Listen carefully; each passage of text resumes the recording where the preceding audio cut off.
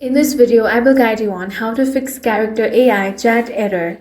If you're facing the character AI chat error on website, then first you want to check your internet connection. Make sure you're connected to a stable Wi-Fi or mobile data. You can try to switch between Wi-Fi and mobile data to see if the issue is resolved.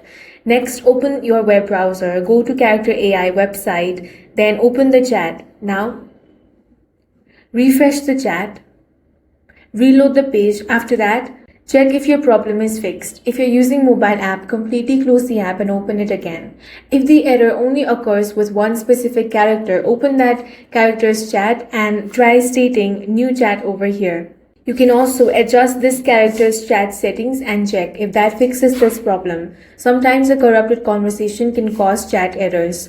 If the problem persists, clear your browser's cache. If you're using Chrome, you can tap on these three dots. Now tap on delete browsing data. Here, select all time. After that, tap on the delete data option.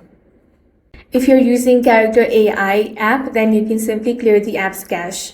You should also make sure that you're using the latest version of character AI app by updating it through Google Play Store or App Store.